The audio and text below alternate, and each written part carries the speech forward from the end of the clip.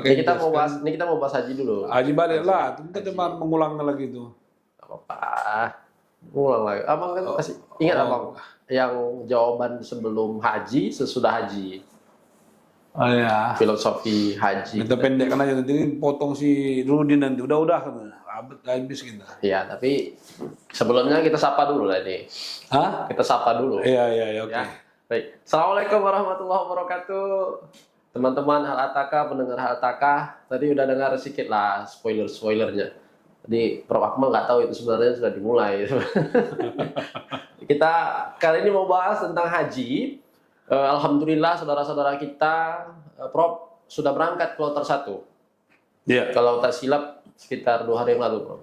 2 hari yang lalu sudah berangkat kloter 1. Alhamdulillah nanti menyusul kloter-kloter selanjutnya. Tapi memang pertanyaan-pertanyaan tentang haji ini, itu berkembang di masyarakat, Prof. Banyak yang orang bertanya tentang untuk apa kita melaksanakan haji. Prof sendiri bagaimana menurut pandangan Prof tentang haji itu?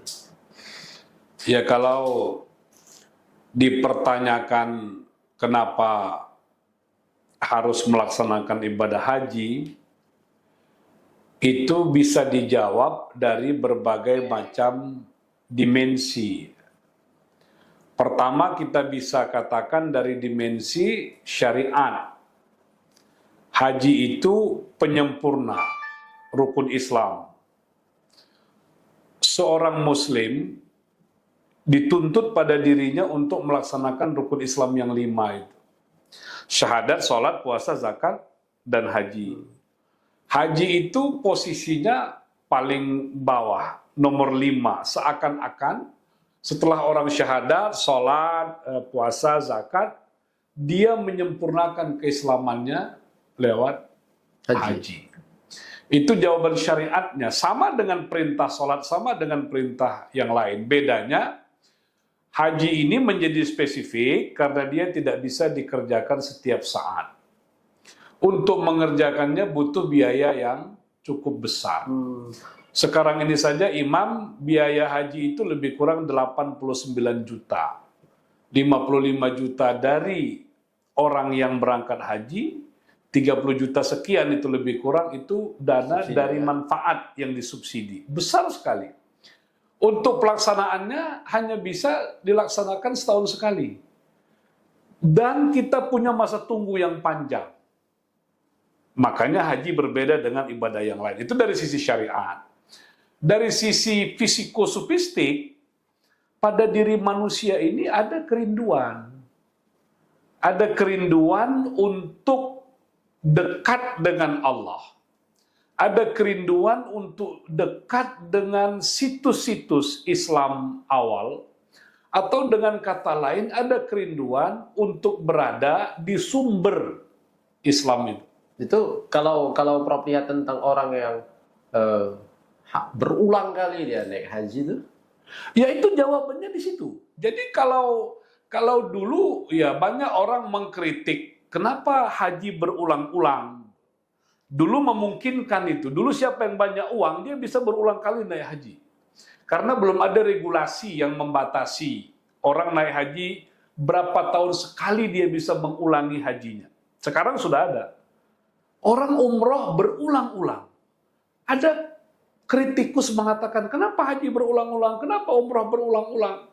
Apa tidak lebih baik dana hajinya, dana umrohnya untuk fakir miskin? Saya termasuk orang yang mengkritik itu pada saat saya sebelum melaksanakan ibadah haji. Sebelum haji? Sebelum haji. Karena kita bermain pada aras rasionalitas kan?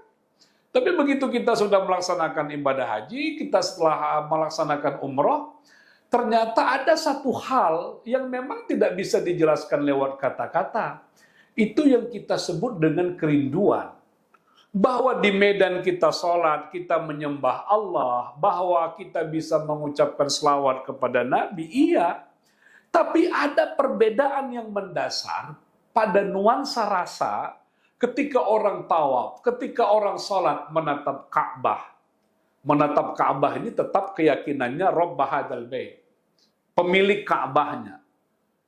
Kita bisa berselawat, tapi ada bedanya begitu kita ziarah ke makam Nabi. Ada bedanya begitu kita bisa sholat sunat di Raudhah. Dan berbicara dengan Nabi yang kira-kira berada di samping kita manakala kita di Raudhah. Itu nggak bisa dijelaskan. Makanya setelah haji, jawaban saya, jangan salahkan orang yang berulang kali umroh. Jangan salahkan orang yang berulang kali haji. Yang penting adalah bagaimana orang yang berulang kali umroh ini, berulang kali haji misalnya, dia tetap punya kepedulian yang besar terhadap fakir miskin, anak yatim, orang-orang terlantar. Dan kita berani mengatakan umrohnya menjadi sia-sia kalau dia berulang kali umroh, tapi tetangganya lapar, tetangganya sakit, dia tidak peduli sama sekali. Itu menjadi sia-sia. Jadi selaraskan kesolehan individunya untuk haji dan umroh itu dengan kesolehan sosialnya berbagi kepada orang-orang tidak mampu. Tapi Prof, tapi banyak orang bilang gini, Prof. Aku waktu berangkat haji, berangkat umroh katanya gitu. Kalau salah cakap aja, di sana dibalas itu katanya. Akhirnya kalimat-kalimat yang begitu itu memancing orang bilang gini, Prof. Nggak berani untuk berangkat haji. Kenapa? Aku belum berani lah berangkat haji. Nanti takutnya di sana dibalas. Aku masih ini ngomong pun masih kotor kata gitu. Tangan masih suka mukul, suka keceplosan. Akhirnya nggak berani berangkat haji, Bro. Iya. Gitu. Itu ada orang memahami di Mekah itu atau di Madinah itu ajang pembalasan Tuhan. Jadi orang-orang yang banyak dosanya, banyak kezolimannya, di sana akan terungkap semua. Bahkan dia mendapatkan balasan yang kontan. Jadi kalau ada orang berangkat haji lalu di sana sakit, misalnya nggak sembuh-sembuh, itu opini yang berkembang di masyarakat, itulah. Karena dia ini orangnya zolim, banyak maksiat, dan lain-lain. Apa iya benar seperti itu? Nah, kita lihat dengan membaca ayat-ayat haji, membaca hadis-hadis Nabi, penjelasan-penjelasan para ulama, tidak seperti itu. Haji itu adalah panggilan Allah, undangan Allah, seruan Allah. Allah yang minta kita datang ke rumahnya. Wa'adzin fin nasi bil haji ya'tuka rijalan wa ala kulli dhamirin ya'tina min kulli fajjin amiq. Itu kan sudah diseru, makanya ayatnya kan wa'adzin. Ibrahim panggil seluruh manusia untuk datang ke Baitullah. Kalau dalam bahasa Quran yang lain, Nabi Ibrahim itu dalam doanya Baitikal Haram. Baitullah itu, Baitul Haram itu adalah rumahnya Allah. Kita diundang ke sana. Kalau saya ngajak imam, mainlah ke rumah, datanglah ke rumah, diundang ke rumah. Lalu kita nyiapkan santapan macam-macam. Itu kan menunjukkan imam istimewa. Tidak semua orang kita undang untuk ke rumah kita. Ada orang-orang tertentu, kita siapkan segala-galanya. Itu kan bentuk kasih sayang sang pemilik rumah dengan tamunya. Orang yang mendapatkan undangan melaksanakan ibadah haji, apa tandanya? Dia diberikan Allah rezeki yang berlebih, dibukakan pintu hatinya untuk haji, kemudian diberikan dia kekuatan kesehatan, dan dia dapat porsi untuk haji. Orang itu duyufur rahman, orang itu diundang Allah. Justru karena dosanya andai kata banyak, dipanggil Allah, ayo hambaku, ku bersihkan dosamu, ku ampuni dosamu. Kau bawa dosamu itu sebesar butir pasir di lautan, kau bawa dosamu sebesar gunung Uhud, akan ku ampuni. Walaupun saya punya catatan di sini, saya bilang, ini hanya berlaku untuk dosa individu. Dosa sosial ada syarat. Sebelum dibawa ke Mekah, kira-kira begitu ya, dosa sosial itu harus diselesaikan dulu di lingkungannya, minta izin, minta maaf. Jadi jangan pernah khawatir kalau kita di waktu haji nanti akan mendapat azab, mendapat siksa. Enggak. Bahkan kita itu dipanggil Allah dengan ungkapan-ungkapan yang indah, dengan kasih sayangnya itu. Allah akan memberikan rahman dan rahimnya ketika kita berkata, labbaik Allahumma labbaik, labbaik la syarika laka labbaik. Allah akan menyambut kita itu yang datang memenuhi undangan. Masya Allah. Prof, untuk orang-orang yang berangkat, kadang-kadang orang yang berangkat juga mereka nggak paham, Prof. Sebenarnya berangkat ini kan ada karom kok. Nanti kan kita diajari sama karom, kepala rombongan gitu kan. Udah diajari kok yang buku. Ya, ada karu lagi ya. Iya, pokoknya udah kita ikut aja lah, udah gitu kan. Padahal makna dari perjalanan haji itu panjang banget. Wah, bagaimana mereka sa'inya. Terus ketika ada yang, ayo foto-foto yuk ke gunung ke Uhud misalnya. Wah, itu. Tapi orang nggak paham maknanya itu, Bro. Iya. Menurut Prof, filosofi dari berangkat haji itu. Iya. Orang melaksanakan ibadah haji itu kan tujuannya menjadi haji mabrur. Haji mabrur itu balasannya surga, ya. Tetapi bagaimana untuk mendapatkan posisi atau kualitas haji mabrur? Syaratnya itu orang harus memahami nilai-nilai, filosofi ibadah haji melampaui dari aspek fikihnya. Jadi aspek fikih itu kita kerjakan, tapi dia harus melampaui aspek fikih. Bagaimana melampaui aspek fikih? Orang harus fokus pada pemaknaan, pada meaning. Ketika dia berhasil memberikan pemaknaan, maka itu akan menginternalisasi pada dirinya dan akan membawa perubahan dalam kehidupannya. Nah, apa itu yang perlu dipahami? Pertama, haji itu adalah, kita menyebutnya rihalatun tarikhiyah, perjalanan kesejarahan. Makkah Madinah itu adalah tempat Islam tumbuh berkembang, dan dari titik itulah dia disebarkan bahkan sampai ke Indonesia. Ada kepuasan kita ketika kita berada di titik Islam pertama kali diterima oleh Nabi Muhammad di Makkah, kira-kira begitu. Oleh karenanya, banyak sekali dalam pelaksanaan ibadah haji, baik yang terkait dengan rukun haji, wajib haji, atau di luar itu. Itu semuanya titik-titik sejarah. Begitu orang tawaf, itu ada sejarahnya. Itulah pertama sekali ibadahnya Nabi Adam itu. Dia tawaf itu mengelilingi Ka'bah, ya, yang kemudian didekatkan dengan sholat. Putaran 360 derajat itu persis putaran kita, sudut-sudut pada saat kita sholat. Pada saat sa'i, kita menapaktilasi sejarah Nabi Ibrahim, Hajar, Ismail, perjuangan seorang ibu yang hanya mencari setetes air. Ini kan harus diberi makna. Kalau tidak ada makna, orang akan berjalan berlari kecil dari Safa Marwah, tapi dia tidak mendapat makna. Makna pertama itu, perjalanan lurus bolak-balik itu hanya untuk Allah dalam hidup ini.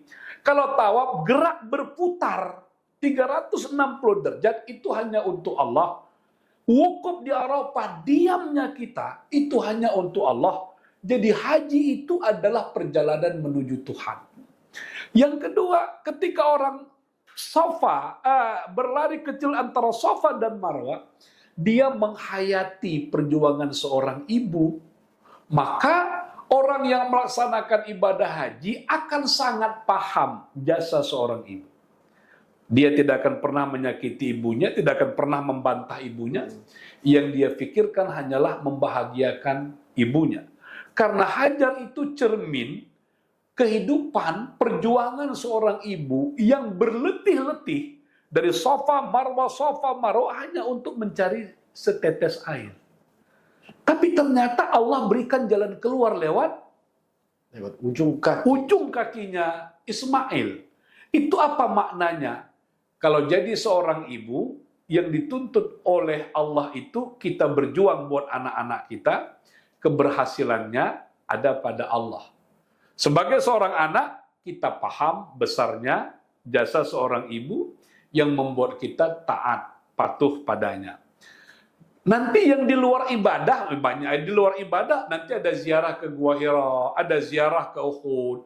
Itu semuanya banyak makna. Jadi orang yang melaksanakan ibadah haji harus baca sejarah, harus paham sejarah. Sehingga ketika berada di titik itu, dia bisa melakukan pemaknaan. Itu yang pertama. Yang kedua, haji itu kita sebut rihlatun hadariyah. Perjalanan peradaban. Karena semua umat Islam itu akan berkumpul di Makkah, Madinah, Arafah. Kita bertemu dengan bangsa-bangsa. Akhirnya kita menyadari, ternyata Islam itu bukan hanya Indonesia. Tapi ada negara lain. Kita akan lihat bagaimana orang sholat dengan model yang berbeda-beda. Ya kan? Ada yang takbirnya gerakannya seperti ini, ada yang begini macam-macam. Meletakkan tangan, tidak membiarkan tangan ke bawah, dekat dada, bermacam-macam. Apa yang didapat? Pertama, kita akan memperluas wawasan keagamaan, tidak sempit berpikirnya. Ternyata mazhab itu banyak, yang kita sebut ada sabil, ada jalan-jalan kecil, itulah mazhab, itulah aliran, yang berbeda-beda, tapi jalan besarnya itu adalah Islam. Siratnya itu Islam.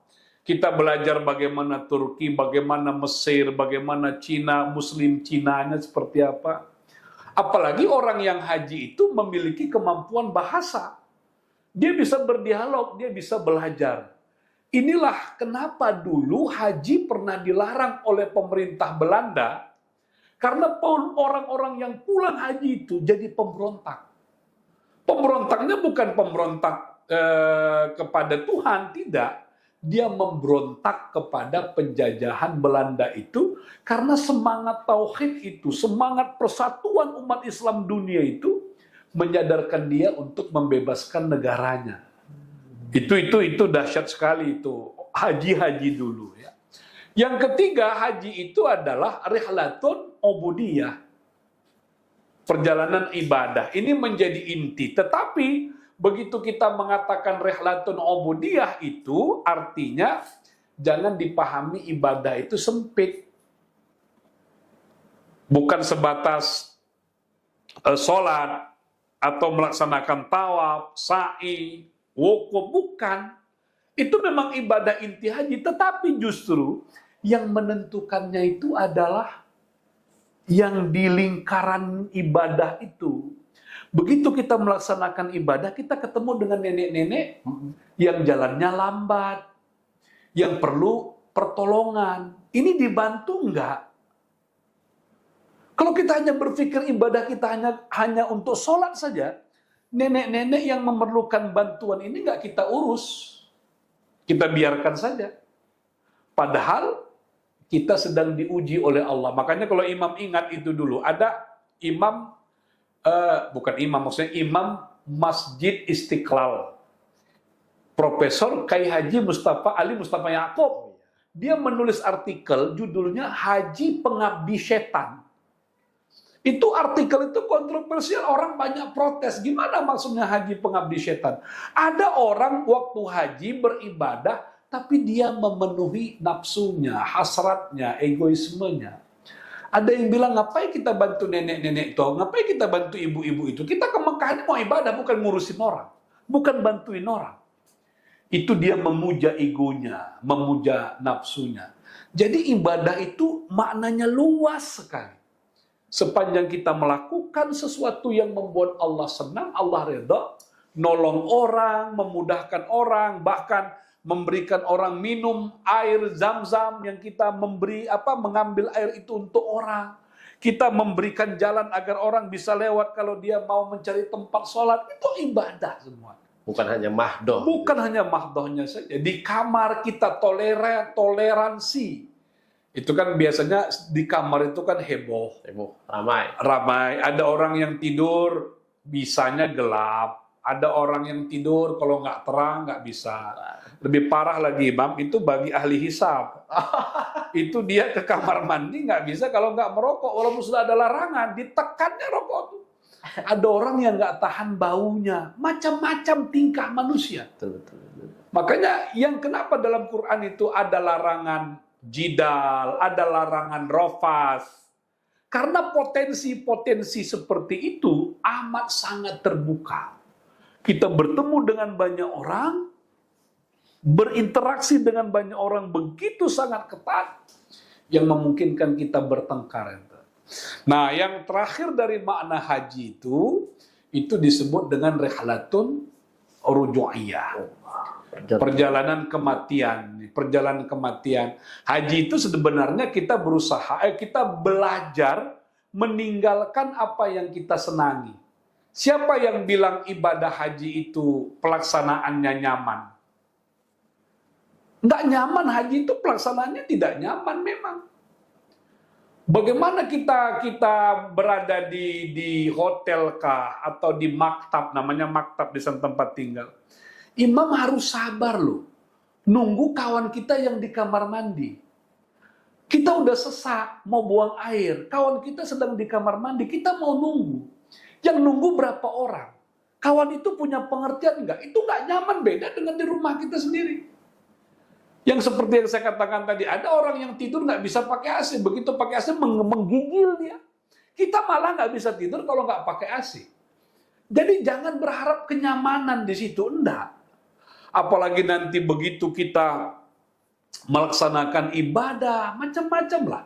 Kadang-kadang kita ditolak oleh polisi-polisi Arab itu, misalnya kalau kita melakukan kesalahan dan lain-lain. Ya. Tapi disitulah kita belajar meninggalkan sesuatu yang amat kita sukai, yang amat kita sayangi, beralih kepada sesuatu yang tidak membuat kita berada dalam kondisi yang normal. Meninggalkan rumah, meninggalkan keluarga, meninggalkan harta, meninggalkan pekerjaan, meninggalkan hal-hal yang menyenangkan kita, dan seterusnya. Kematian itu hakikatnya adalah meninggalkan apa yang kita sukai, apa yang kita cintai di muka bumi ini. Itu maknanya. Itu. Normal nggak, Prof? Kalau orang mau berangkat haji, sebelum berangkat dia tulis wasiat. Iya. Itu kalau menurut fikihnya, jangankan 40 hari kan, 3 hari saja orang meninggalkan rumahnya, meninggalkan keluarganya, dia harus meninggalkan wasiat. Wasiat itu bisa dalam bentuk kata-kata, bisa dalam bentuk tulisan. Dalam kata-kata kan banyak orang nggak sanggup itu. Kalau dipanggilnya anaknya semua, nah ayah mau berangkat haji, ayah mau berwasiat, anaknya pada nangis semua, ayahnya buang tabiat ini. Dipikirnya mau meninggal kan? Iya, iya. Padahal itu fikih, makanya yang paling ringan ya tulis saja. Tulis kertas atau ada hal-hal penting nanti titip di bawah kain-kain di lemari itu. Udah. Jadi belajar kematian, belajar menuju kematian itu karena kita berjalan hanya menuju Allah, meninggalkan semua kehidupan dunia ini sementara. Sebab itulah orang yang haji dia harus memutus hubungannya sementara terhadap tempat asalnya itu. Ya, rumahnya, keluarganya nggak usah dipikirin, nggak usah diurusin. Memang begitu, iya begitu. Kita cukup berpasrah diri, wallahu khairan hafidha. Allah itu sebaik-baik pemeliharaan. Yang penting ketika kita pergi, kita udah titip keluarga kita, anak-anak kita, keluarga kita kepada famili kita, kepada saudara kita, kepada kerabat, kepada jiran tetangga, cukup. Bayangkan kalau imam pergi haji lalu tiap malam nelpon keluarga, nelpon anak, nanya segala macam, lalu dapat kabar pula anak kita demam segala macam hal itu membuat kita nyaman enggak ibadah? Nyaman. Udah kita bilang aja kalau demam urus sendiri, bawa ke rumah sakit, nggak usah telepon mama, nggak usah telepon ayah. Udah. Karena kita sedang labbaik Allah, fokus kepada Allah. Ya, bolehkah berhubungan dengan keluarga di kampung halaman? Boleh. Tapi batasi. Kalau tidak, ibadah kita terganggu. Allah mau katakan engkau beribadah memenuhi undanganku atau bagaimana? Ya, karena ungkapan itu labbaik Allahumma labbaik la syarika laka labbaik innal hamda wan ni'mata laka wal mulk la syarika. Apa makna la syarika lak? Tidak ada bersyarikat, itu maknanya nggak ada yang kita pikirkan, nggak ada yang membuat hati kita tergantung, nggak ada yang membuat kita condong kepada apapun di muka bumi ini, kecuali hanya Allah Subhanahu wa Ta'ala. Kira-kira begitu maknanya. Kalau orang bisa memaknai ibadah haji itu sedemikian rupa, tentu banyak sekali lagi dimensinya itu, dia akan mendekat pada internalisasi nilai-nilai haji. Nah, saya perlu cerita ini sedikit saja. Itu ada namanya Imam Ja'far bersama muridnya. Muridnya bilang begini, "Guru, luar biasa orang yang sedang tawaf di Baitullah. Saya lihat mereka menyebut nama Allah dengan menggunakan pakaian ihramnya, Masya Allah." Lalu gurunya bilang, "Coba kau beruduk dulu. Nanti baru kau tengok lagi di Baitullah itu." Dia beruduk. Setelah beruduk, dia lihat lagi ke Ka'bah, dia lompat, dia mau lari, dia terkejut. Kenapa? Kata gurunya. "Guru, kenapa yang kulihat hanya sedikit saja manusia yang tawaf? Banyak justru yang tawaf itu binatang-binatang dengan berbagai macam bentuknya." Imam Ja'far mengatakan, itulah bentuk hakikat asli kedirian manusia, dan mereka belum selesai dengan urusan dirinya itu. Makanya dalam Quran jangan heran kalau banyak ayat, ada beberapa ayat yang mengatakan ulaika kal an'am, mereka itu seperti binatang, ada diibaratkan seperti kera dan macam-macam. Itu kalau sifat manusia kayak binatang, maka dilihat dari mata batin, begitu dia tawaf, kebinatangan itulah yang akan muncul. Tidak genuine. Nah, dan ini sesuai dengan kisah ya yang saya dapatkan dari dulu beliau ini menjadi pembimbing ibadah haji nasional. Kiai Haji apa namanya ya, yang ketua Syuriah Nahdlatul Ulama. Kiai Ikhyar atau apa ya? Akhyar ya. Akhyar, Kiai Akhyar, Allah yarham. Itu dia cerita ke kita itu. Oh, waktu dia haji tahun tinggi sekali, dia menceritakan sebuah kitab itu sebenarnya. Dalam kitab itu dijelaskan ada seorang ulama yang setelah dari Arafah ada sesuatu yang tinggal, dia balik lagi ke Arafah. Pada senja hari itu kan orang meninggalkan Arafah mulai maghrib sampai lepas maghrib. Ketika dia kembali ke Arafah, dia takut, dia lari. Karena di Arafah itu dia lihat banyak kali binatang-binatang. Ketika dia mau lari, binatang itu ngomong, "Tuan, ente jangan takut. Kami ini adalah jelmaan sifat-sifat manusia yang tinggal di Arafah. Manusia haji-haji yang pergi ke Musdalifah mau berangkat ke Mina, itu orang-orang yang sudah bersih, orang-orang yang sudah diampuni Allah, orang-orang yang sifatnya itu sudah suci. Yang kami tinggal ini adalah sifat-sifat mereka yang tinggal di sini dengan berbagai macam model-model binatang itu." Maka orang ini pun, tuan guru ini, mencari barang yang tinggal di tenda. Dia dapat, dia kembali menemui busnya, dia lihat ke belakang, udah tidak ada lagi binatang-binatang itu.